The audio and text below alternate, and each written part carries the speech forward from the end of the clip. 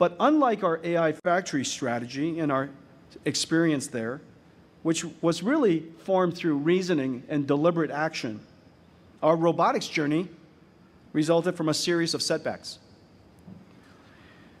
As you know, NVIDIA invented the GPU. This was before we invented AI factories. Our first great contribution to the computer industry was reinventing computer graphics through programmable shaders. We invented the GPU and programmable shading in 2000. We wanted to integrate GPUs into every computer. And so we started to combine our GPUs with motherboard chips. And we launched a fabulous integrated graphics chip at the time for AMD CPUs.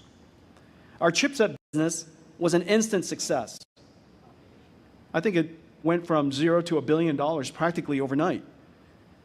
But then all of a sudden, AMD wanted to control all of the technology in the PC, and we wanted to stay independent, so they purchased ATI and no longer needed us. We turned to Intel.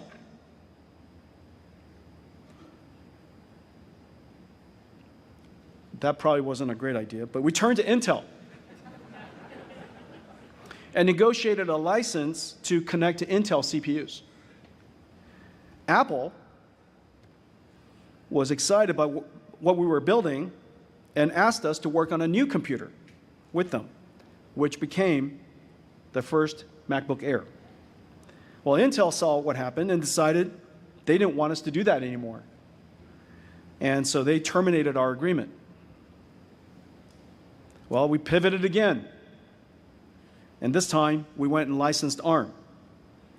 And we built a low-power SoC, a mobile SoC, the world's first SoC that was essentially a computer, a full operating computer, and it was incredible. Our chip excited Google, and they asked us to work on a new device, which turned out to have been the Android mobile device. Well, Qualcomm decided they didn't want us to do that. And so they didn't want us to connect to their modems, and it's hard to build a mobile device without being connected to a modem. And there were no other LTE modem companies. So we had to exit the mobile device market. Well, this happened practically on a year rhythm. And we would build something, it would be incredibly successful, generate enormous amounts of excitement, and then 1 year later, we were kicked out of those markets. Well, with no more markets to turn to, we decided to build something where we are sure there are no customers. Because one of the things you can definitely guarantee is where there are no customers, there are also no competitors. And nobody cares about you. And so we chose a market with no customers, a $0 billion market, and then it was robotics. We built the world's first robotics computer, processing an algorithm nobody understood at the time called deep learning. This is over 10 years ago now. 10 years later, I can't be happier with what we've built and the opportunity to create the next wave of AI. More importantly, we developed agility and a culture of resilience. One setback after another, we shook it off and skated to the next opportunity.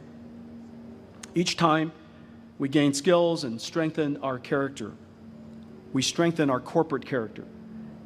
Our company is really hard to distract and really hard to discourage, and no setback that comes our way doesn't look like an opportunity these days.